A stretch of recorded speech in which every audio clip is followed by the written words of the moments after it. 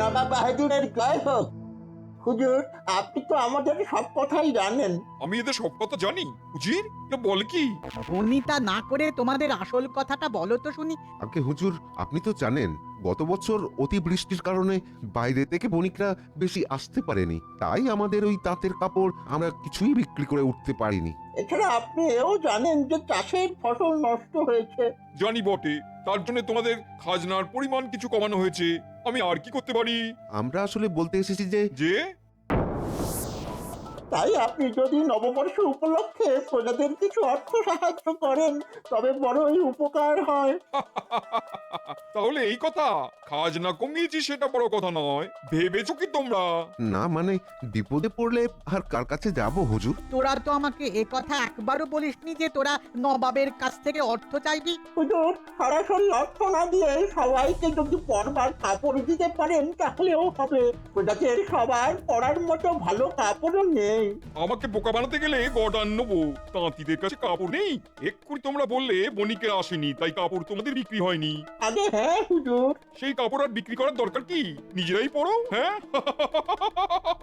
ওরে তোরা যা যা, হুজুর তোদের উপায় করে দিয়েছেন, এখন যা। এখনো দাঁড়িয়ে থাকলে এরপর গরদান চলে যাবে।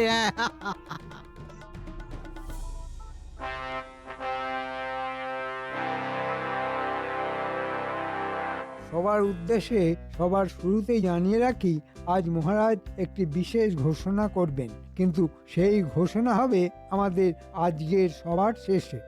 মাফ করবেন মহারাজ, তবু বলি সভার শুরুতে সেই ঘোষণাটি করলে ভালো হতো না? না, কারণ সবুরে মেওয়া ফলে গোপাল, আর সবকিছু শুরুতেই বলতে নেই। মহারাজ, আপনার কথা শুনবার জন্য গোপাল মুখিয়ে থাকে। আসলে ও সবার আগে শুনতে চায় আর তারপর উল্টো পাল্টা বলতে থাকে। মন্ত্রী, তুমি এখন কাজের কথা বলো তো। আগে মহারাজ, আসলে বলছিলাম এবার রাজকোষাগারের অবস্থা খুব খারাপ নয়, প্রজারাও ঠিক মতো খাজনা দিতে পেরেছেন। জ্যোতিষী, তুমি দেখো নববর্ষের শুরুতে শুভ যোগ আছে কিনা। বিলক্ষণ মহারাজ, নতুন বছর আমাদের কৃষ্ণনগরের জন্য বড়ই শুভ সময়। বাহ বাহ বাহ বাহ, আমাদের প্রতি বছরের মতোই এ বছরেও বড় করে পুজো হবে। রাজ্যের সমস্ত প্রজারা পেট ভরে খাবে আমাদের রাজবাড়ির অঙ্গনে। এটাই কি তাহলে মহারাজের ঘোষণা? তোমার দেখছি আর তর সইছে না গোপাল, তোমার কিসে এত তাড়া? হ্যাঁ, গোপালের মনে হয় প্রকৃতির ডাক এসেছে। আগে না পণ্ডিত, প্রতিদিনই তো গিন্নির মুখ দেখছো, তাতেও তোমার বাড়ি যাবার এত তাড়া কিসের? কিছু মনে করো না পণ্ডিত, প্রতিদিন রাজসভায় তো আমি তোমার মুখও দেখি। মহারাজ, আপনি এবার ঘোষণাটা করেই ফেলুন, নাহলে গোপালের এই টিপ্পনিকাটা চলতেই থাকবে। বেশ তো লাগছে। যাই হোক, বড় করে উৎসব করতে গেলে কিন্তু তার আয়োজনও বড় করেই করতে হয়, আর এই আয়োজনে আমি কিন্তু কোনো রকম ত্রুটি চাই না। না মহারাজ, ত্রুটির কোনো প্রশ্নই নেই। আমরা সকলে মিলে কাজ করব। এই তো গোপালও অনেক কাজ করতে পারে, তাই না গোপাল? মহারাজ যা বলবেন আমি সব করতেই প্রস্তুত। জানি গোপাল, জানি। এবার যেটা ঘোষণা করব তাতে সবাই খুশি হবে, এটা আমি আশা করি। এই বছর নববর্ষ উপলক্ষে গতবার যা ভাতা দেওয়া হয়েছিল তার 3 গুণ ভাতা প্রত্যেক সভাসদের জন্য বরাদ্দ হয়েছে। এ তো অভাবনীয় মহারাজ। জয় মহারাজের জয়। জয় জয় মহারাজের জয়। মুক্ত হস্তে দরাজ প্রাণে রাজা জিতলেন হৃদয়। বুঝলে গিন্নি, দারুণ খবর, এই নববর্ষে অনেক বেশি ভাতা পাচ্ছি গতবারের চেয়ে। তোমার জন্য নতুন শাড়ি, ন্যাপলা, পুঁটি, গুলটেদের জন্য নতুন জামা কাপড় দেওয়ার পরেও অনেকটা থাকবে। বুঝলাম। কি ব্যাপার বলো তো দেখি, তোমার মুখ এমন গোমরা কেন? যদিও আমার মুখ দেখলে তুমি সব সময় মুখ গোমরাই করে থাকো, তবে কিনা ওই নতুন শাড়ির কথা শুনলে একটু আলগা হাসি দেখা যায়। এখন তো তাও দিচ্ছি না, হয়েছেটা কি শুনি? আমার কি আর শান্তিতে জিরোবার জো আছে? আহা, কি হয়েছে সেটাই বলো না। বাপের বাড়ি থেকে চিঠি এসেছে, তাই মন খারাপ। হ্যাঁ, কেন, কি লেখা আছে চিঠিতে? লেখা আছে ওদের অবস্থা একেবারে খারাপ, চাষ আমাদের একদম ভালোভাবে হয়নি। হ্যাঁ, তাই নববর্ষে ওরা নতুন কিছু কিনতে পারবে না, কোনোভাবে চলবে ওদের। শোনো গিন্নি, তোমার গতবারে যা কাপড় আছে তুমি সেটা নিয়ে এখন চলতে পারবে। আমারও নতুন কিছু এই মুহূর্তে লাগবে না। আমাদের ওদের কিছু সাহায্য করা উচিত। আর আমি যা ভাতা পেয়েছি তাতে আমি নিশ্চিতভাবেই তোমার বাপের বাড়িতে সাহায্য করতে পারবো। তাহলে নববর্ষেই চলো না? নববর্ষেই যেতে হবে। কি চিন্তা করছো? হ্যাঁ? ভাবছি মহারাজকে ছুটির জন্য অনুরোধ করতে হবে, বুঝলে? সে তো হবে। মহারাজ কি ছুটি দেবেন? কেন দেবে না? দিতেই হবে, না হলে আমি গিয়ে ধর্নায় বসবো। হ্যাঁ, হ্যাঁ, আমার মন বলছিল নবাব বাহাদুরের কাছে গিয়ে কোনো উপায় হবে না। ঠিক বলেছিস চরণ, ওই উজির যত নষ্টের গোড়া। এখন আমাদের মন বলছে কৃষ্ণনগরে গেলে মহারাজ কৃষ্ণচন্দ্র আমাদের কিছু উপকার করতে পারেন। শুনেছি বড়ই ধুমধাম করে ওখানে পুজো হয়। মহারাজ কি আর আমাদের একেবারে বঞ্চিত করবেন? ঠিক বলেছিস, কৃষ্ণনগর গেলে মনে হয় একেবারে খালি হাতে ফিরে আসতে হবে না। মহারাজ বড়ই দয়ালু। তাই চল সবাই। হ্যাঁ হ্যাঁ হ্যাঁ, তাই যাওয়া যাক।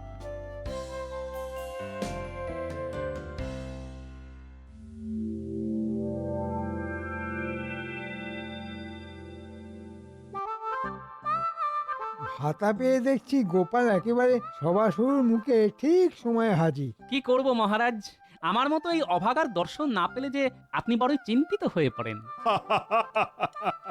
তা ঠিক। কিন্তু মহারাজ, এই অভাগার একটি আর্জি ছিল। আচ্ছা আচ্ছা, বলো বলো বলো শুনি। আমার নববর্ষের দিনটিতে ছুটি চাই মহারাজ। আরে সেদিন তো ছুটির দিন, সবাই পুজোতে আনন্দ করবে। না মহারাজ, আমি বিশেষ কারণে ওই দিন থাকতেই পারবো না। বাহ গোপাল, ভাতা পেলে আর অমনি ছুটি চাইলে? হ্যাঁ, গিন্নিকে নিয়ে কোথাও ঘুরতে যাওয়া হচ্ছে বুঝি? জানি মন্ত্রী ব্যাগরা দেবে, কিন্তু দানের কথা মুখ ফুটে বলতে নেই, তাতে ওটি আর দান থাকে না। তাই কিছু বলবো না। কি হলো গোপাল, তুমি কেন ছুটি চাইছো? আরে কারণটা তো বলো। মাফ করবেন মহারাজ, একটি বিশেষ কারণ, কিন্তু আমি সেটি বলতে পারবো না। এই কারণ বলা যায় না মহারাজ। বেশ বেশ, তুমি যখন বলতে চাইছো না তখন আমি আর জানতে চাইবো না। তুমি ছুটি নাও, আমি মঞ্জুর করছি। তবে তুমি থাকলে আমার খুব ভালো লাগতো। তোমার ছুটি নিয়েও আমি বার করছি গোপাল। এমন খেলা খেলবো যে তোমার মঞ্জুর হওয়া ছুটি না মঞ্জুর হয়ে যাবে।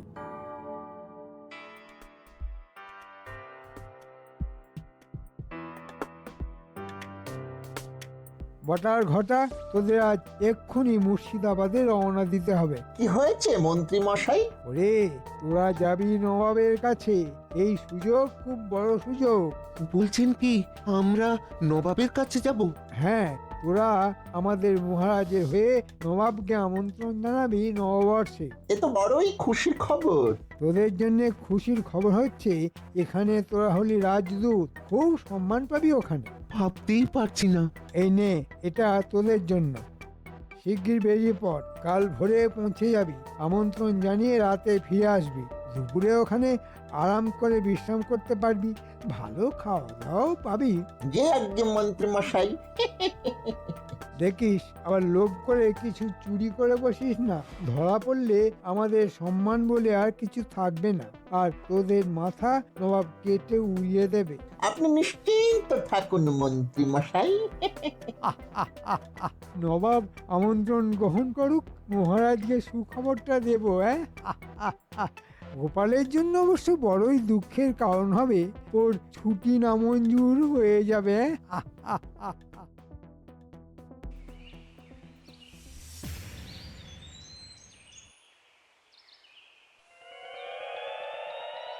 মহারাজ, গোপাল এখনো রাজসভাতে এসে পৌঁছায়নি, কিন্তু একটি বিশেষ সুখবর দেওয়ার আছে।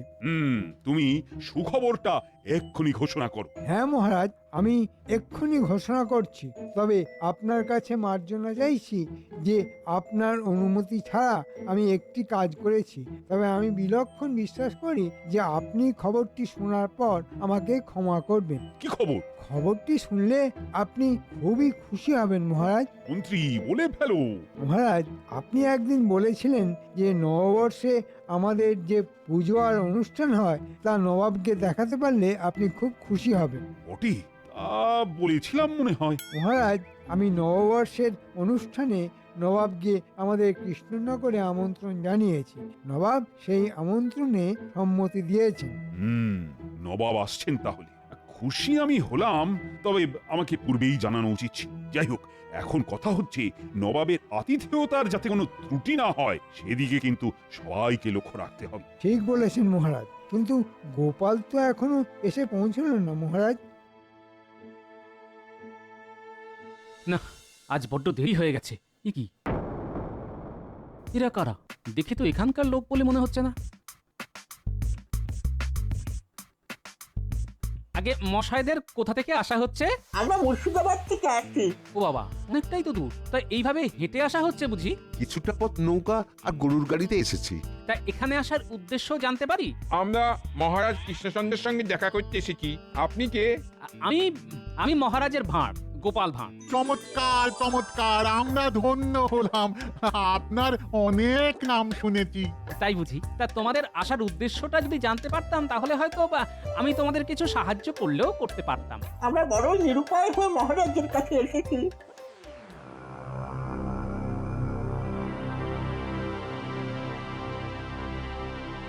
মহারাজ, মনে হচ্ছে গোপাল আজ আর আসবেন না। শরীর খারাপ হলো নাকি? সেরকম তো হওয়ার কথা নয় মহারাজ, তবে ইদানিং ও রাজসভার কাজে ফাঁকি দিচ্ছে মনে হচ্ছে। গোপালের কাজটাই তো ফাঁকির, সে তো শুধু কথার জালে মুজিয়ে রাখে।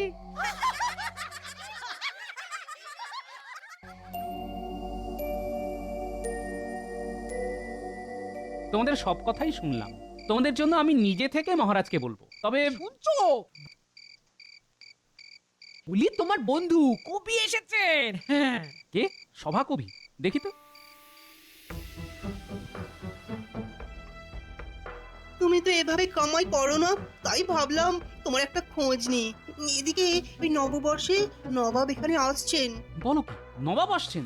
হ্যাঁ গোপাল, তোমাকে তোমাকে মহারাজের এখন খুবই দরকার। তুমি কিন্তু কাল অবশ্যই রাজসভায় যেও। হ্যাঁ, কাল নিশ্চয়ই যাব। আজ একটু অম্বল হয়ে গিয়েছিল। ভাতটা পেয়ে কি গাওয়া ঘিয়ের লুচি খেতে শুরু করলে নাকি? হ্যাঁ। চলি হে, কাল দেখা হচ্ছে। শোনো তোমরা, আজ রাতে আমার এখানে বিশ্রাম নাও, তারপর কাল ভোরে তোমরা মুর্শিদাবাদের পথে যাত্রা করো। মহারাজের সাথে এখন তোমাদের দেখা করবার দরকার নেই, বুঝলে? কারণ নবাব এখানেই আসছেন। সে কি? তবে তোমরা চিন্তা করো না, তোমাদের সবকিছু অবস্থা আমি জেনে গেছি। আমি তোমাদের জন্য যা করবার করব। তবে তোমাদের সাথে মহারাজের দেখা হলে সেটা নবাবের কানে পৌঁছে যাবে। তা তো ঠিকই। সেটা কিন্তু তোমাদের জন্য খুব ভালো হবে না, বুঝলে? তাহলে আপনার ওপরেই সবকিছু ছেড়ে দিলাম। আপনি যখন আশ্বাস দিচ্ছেন। নিশ্চিন্তে থাকো।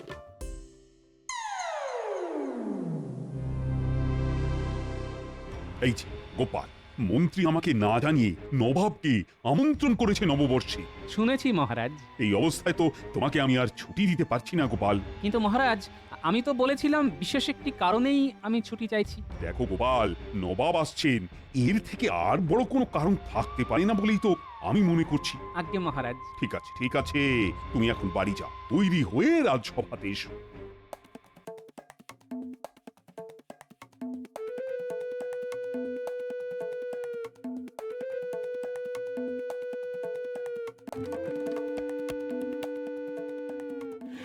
এই শোন, আমাকে বেশ কিছু বিছুটি পাতা এনে দে তো। সে কি গো দাদু?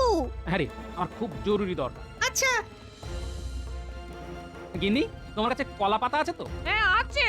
কুটিরা বিছুটি নিয়ে এলে আমার গায়ে একটু ঘষে দিও তো। মূলত কি সব অলুকুনে কথা? হ্যাঁ, বলি পাগল হলে? আহ, তোমাকে যা বলছি সেটাই করো।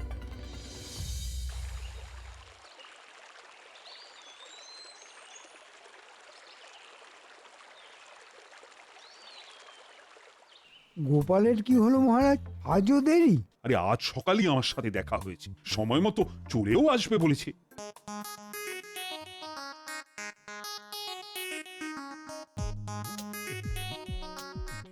কি গোপাল, তোমার গায়ে কলা পাতা জড়ানো কেন? মহারাজ, বেশি ভাতা পেয়ে গোপালের মাথাটা মনে হয় খারাপ হয়ে গেছে। কি হয়েছে গোপাল? মহারাজ, আজ সকালে আপনার সাথে দেখা করবার পর বাড়ির দিকে যখন ফিরছি, হঠাৎ সারা গা জুড়ে অসম্ভব জ্বলুনি আর চুলকানি শুরু হলো মহারাজ। কি সর্বনাশ! বাড়ি পৌঁছে দেখি সারা গা জুড়ে লাল লাল গোলাকার দাগ বেরিয়েছে। আমার গিন্নি বলল, এ তো বসন্ত রোগের লক্ষণ। এই দেখুন, এই দেখুন কি অবস্থা। ওরে বাবারে! আচ্ছা ঠিক আছে গোপাল, আর দেখতে চাই না। মহারাজ, এটি থেকে আমারও বসন্ত রোগের লক্ষণ মনে হচ্ছে। মহারাজ, গোপালকে এক্ষুনি বাড়ি চলে যেতে বলুন। এ ভয়ঙ্কর ছোঁয়াচে রোগ। সামলে সামলে সবাই। ও গোপাল, তুমি এক্ষুনি বাড়ি যাও, পুরো সুস্থ হয়ে তবেই আসবে। রাজবৈদ্য, তুমি গোপালের জন্য বেশ ভালো দেখে পাচন তৈরি করো তো, ওকে খাইয়ে সুস্থ করতে হবে তো। যথা আজ্ঞা মহারাজ। আমি তাহলে এখন আসি মহারাজ। যাও যাও, আর দেরি করছো কেন? গোপাল, বাড়ি যাও বাড়ি যাও, আর সাবধানে থেকো, সুস্থ তুমি হয়েই যাও। হ্যাঁ হ্যাঁ, যাও যাও যাও যাও শিগগির।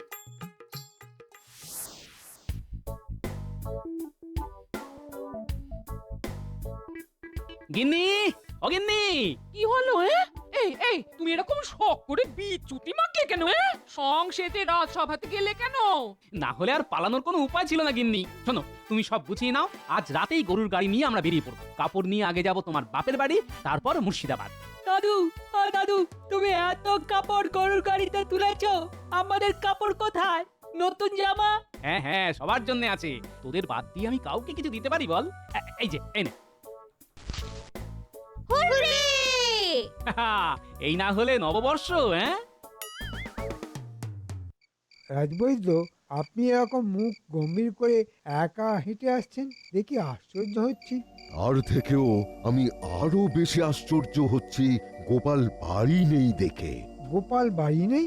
না, শুধু গোপাল নয়, কেউ বাড়ি নেই।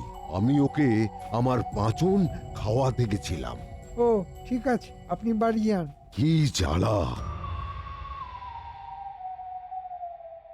তোরা তো অনেকের খবর রাখিস, গোপালের কোনো খবর তোদের কাছে আছে? দুদিন আগে 4 জন লোক গোপালের বাড়িতে রাত্রে ছিল, তাদের আগে এখানে দেখিনি।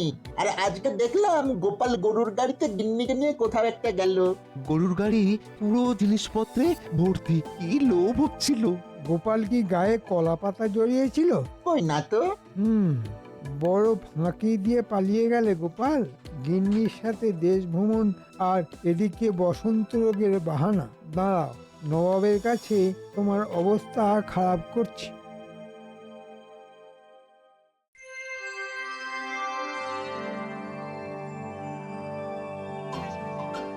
আজকের দিনে নবাব আমাদের সঙ্গে আছে আর আমরা খুবই ভাগ্যবান। তোমরা সবাই এক এক করে শাড়ি দিয়ে এগিয়ে এসো।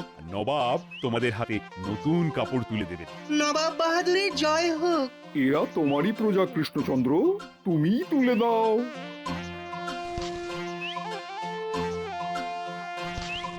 সবাই ভালো করে পেট ভরে খাবে, আমি চাই না কেউ ক্ষুধার্ত থাকুক। কি ব্যাপার মন্ত্রী, তোমাদের গোপালকে দেখছি না? অবশ্য আমি শুনলাম তার নাকি বসন্ত হয়েছে। গোপাল তো ইচ্ছে করে আসেনি নবাব বাহাদুর, কারণ আপনি এসেছেন। এর মানে কি? আপনাকে অপমান করা, সে লোকজনকে রটিয়ে বেরিয়েছে তার নাকি বসন্ত হয়েছে, কিন্তু তার কিছুই হয়নি। সে তার গিন্নিকে নিয়ে ঘুরতে চলে গেছে। কৃষ্ণচন্দ্র,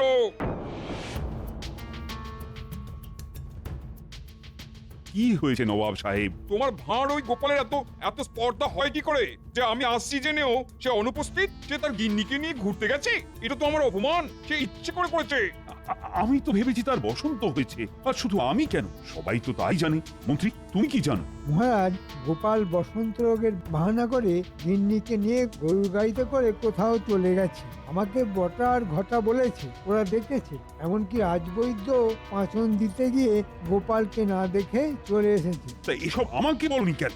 নববর্ষে সকালে এসব অপ্রিয় কথা বলি কি করে? আমি কোনো কথা শুনতে চাই না। আমি তোমাদের দুজনকেই বন্দি করলাম, আমার সঙ্গেই তোমাদের মুর্শিদাবাদে যেতে হবে। একমাত্র গোপাল আমার কাছে গিয়ে ক্ষমা চাইলেই তবেই তোমাদের ছাড়বো, নইলে নয়। আমি আর কি করতে পারি নবাব সাহেব? এটাই যদি কপালে থাকে তবে তাই হবে।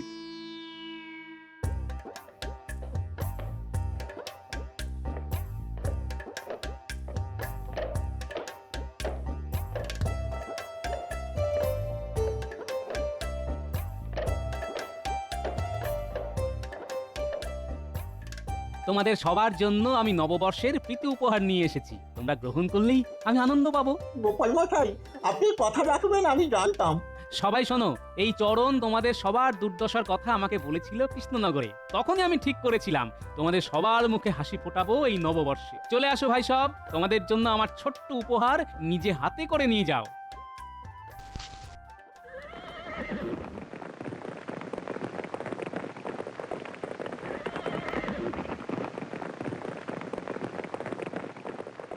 হে ভগবান, এটাই কপালে ছিল। আমাকে জিজ্ঞাসা না করে তুমি নবাবকে আমন্ত্রণ জানিয়েছো, এখন তার ফল তো ভোগ করতেই হবে মন্ত্রী। কিন্তু গোপাল? গোপালকে তো মুর্শিদাবাদ আসতেই হবে। আপনি তো আর কাউকে বাকি রাখলেন না, সবাইয়ের জন্যই আপনি এনেছেন। হাসি সকলের মুখেই ফুটে উঠুক, এটাই আমি চাই। সবাই দেখলে যে কাজ আজ নবাবের করার কথা, সেই কাজ আজ গোপাল করেছে। তুমি আজ খুব উপকার করলে বাবা, তোমার অক্ষয় জীবন কামনা করি। আমরা সবাই আজ নববর্ষ বরণের সাথে সাথে গোপালকেও বরণ করে নিতে চাই। জয় গোপালের জয়।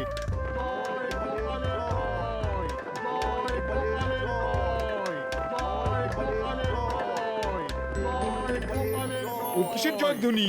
গোপাল, সবাই গোপালের নামে? হ্যাঁ, গোপালের নামেই তো জয়ধ্বনি শুনতে পাচ্ছি। এসব কি হচ্ছে? হ্যাঁ, আমি তো কিছুই বুঝতে পারছি না।